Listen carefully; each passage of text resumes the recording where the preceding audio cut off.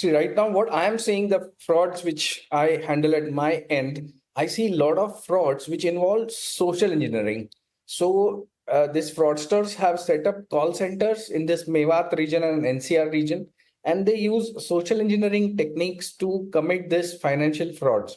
So, if you see this digital arrest fraud, stock market app fraud, or this DHL fraud, that is the courier fraud, which is happening, all these frauds have one common thing, that is social engineering and playing psychologically with people.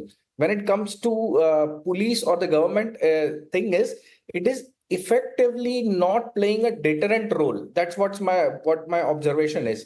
Deterrence is when you are arresting people, you're not arresting the mastermind. When mastermind is not arrested, he again makes up a gang and starts looting the people. So frauds are happening because there is no enough deterrence in the minds of cyber criminals, and everybody is thinking this as a startup, and making call centers which are cybercrime heads and looting people. Okay, so what does one do in case of a breach happening? How can one identify a potential scam? And we were talking about the kind of scams that are prevalent in today's day and age, and of course technology and AI related technological advancements have only made them more commonplace. But how can one identify a potential fraud? See, that's the issue. You rightly said that AI has made things difficult. See, you yourself must have seen, you get a lot of those Nigerian scam kind of emails on your email boxes. Everybody gets it. Now, if you see the first, when we used to see the English, what they used to use had grammatical issues.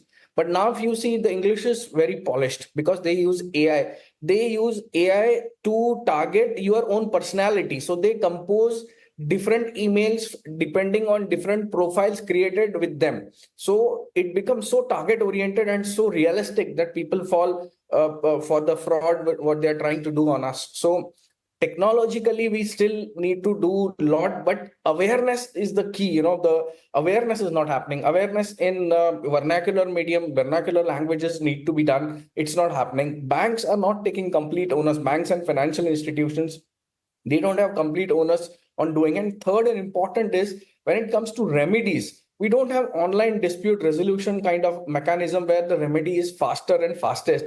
People are still taking it as traditional crime, and people lose crores of rupees. I have clients who are losing crores of rupees, and they run from pillar to post, and they don't get appreciated. Small petty crimes of theft, where something gets stolen, it gets appreciated more in the police stations. But this huge amount of money lost via cyber frauds or online frauds or cyber scams, they don't get that appreciated. They only tom about the money which gets freezed via 1930, and the money which they are able to recover via that. But that is not actual police investigation, or that is not actual detection also. That is just freezed account, which is the money which is not taken from the target bank accounts.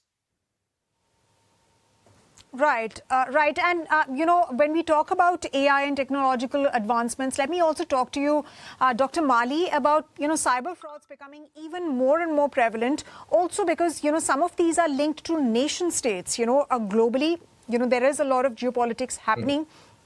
And hence, some of these cyber attacks are launched from rival nations on each other to perhaps block their critical infrastructure.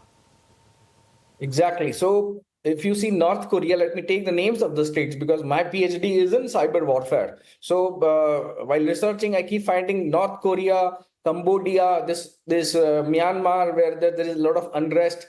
Now they have ganged up non-state actors sitting there, employing people, kidnapping people and making them sit there and launching cyber attacks on economies like India, and so that they can be crippled. Even China gets involved in all this when they try to loot a lot of money out of here from various scams and then transfer the money to back to China via cryptocurrency route or hawala route. So this is a big financial terrorism also happening behind these scams.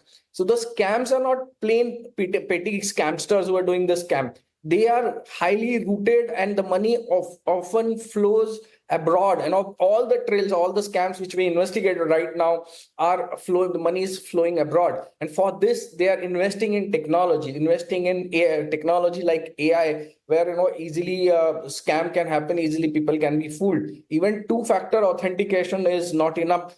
possibly we need to go for multi-factor authentication or MFA, and possibly we can then have a better security then. All right, and of course, some of the